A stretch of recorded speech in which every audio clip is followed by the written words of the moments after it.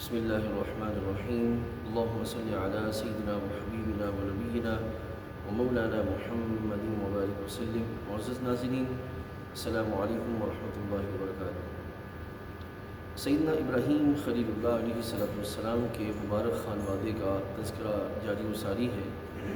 حضرت سیدنا اسماعیل علیہ السلام اور ان کی والدہ صاحبہ حضرت سیدہ ہاجرہ رضی اللہ تعالی عنہ جب ابراہیم علیہ السلام اللہ تعالیٰ کے حکم سے آپ ان دونوں شخصیات کو بے آب و گیا وادی مکہ مکرمہ میں چھوڑتے ہیں تو وہاں کچھ وقت کے گزرنے کے بعد کھجوریں اور ستو اور پانی وغیرہ یہ ختم ہوئے. اب ابراہیم علیہ السلام کے اس مبارک خانوادے میں یہ دونوں شخصیات ایک طرف صبر اور دوسری طرف تسلیم و رضا کا پیکر بنے ہوئے وقت گزار رہے ہیں. نہ زباں پہ شکوہ ہے، نہ شکایات ہیں، نہ وسوسات کا سلسلہ ہے، بلکہ توکل کا پیکر بنتے ہوئے اپنا وقت گزار رہے ہیں کہ جب پانی اور کھجوریں وغیرہ ختم ہوتی ہیں تو حضرت ہاجرہ رضی اللہ تعالی عنہ ننھے اسماعیل جو کہ اس وقت آپ کے پاس حضرت ابراہیم کی امانت اور رب تعالیٰ جل وعلا کی امانت ہے، ان کے تحفظ کے لیے اور ان کے لیے پانی کی تلاش میں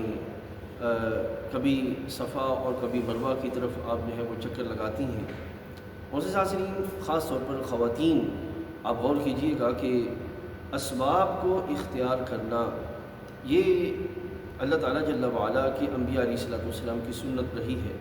لیکن یقین رب ذوالجلال جل وعلا پہ رکھتے ہوئے اسباب کو اختیار کرنے کا حکم دیا گیا ہے. محض اسباب برائے اسباب نہیں، بلکہ اسباب برائے رضا الہی ہے کہ جس رب نے یہ اسباب پیدا کیے ہیں وہ رب اپنے کرم سے ان اسباب کے ذریعے ہمیں اپنی کرم نوازی عطا فرمائے گا. تو سیدہ ہاجرہ رضی اللہ تعالی عنہ صفا سے مروہ کی طرف جو ہے وہ آپ کوشش کرتی ہیں. رب ذوالجلال جل وعلا نے حضرت ہاجرہ رضی اللہ تعالی عنہ کے صبر کا پھل اس صورت میں عطا فرمایا کہ حضرت اسماعیل علیہ السلام جہاں تشریف فرما تھے وہاں ان کی ایڑیوں سے رب ذوالجلال جل وعلا نے زمزم کا پانی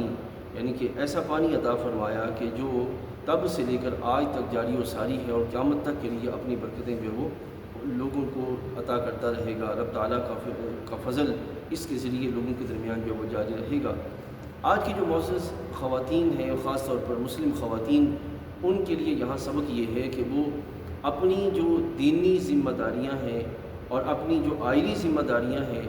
صبر و شکر کے ساتھ ان ذمہ داریوں کی ادائیگی کی طرف اپنی تمام تر کوششوں کے ساتھ جو ہے وہ ہمتن گوش رہیں اور ہمت کے ساتھ ان ادائیگیوں کا اہتمام کرتی رہیں. اللہ تعالیٰ جل وعلا ان کی مشکلات میں سے ان کو ایسا پھل عطا فرمائے گا جو ان کے کردار کی سربلندی اور نام کی بقا کا جو ہے وہ سبب ہوگا. لیکن اگر جو ہے وہ ہم محض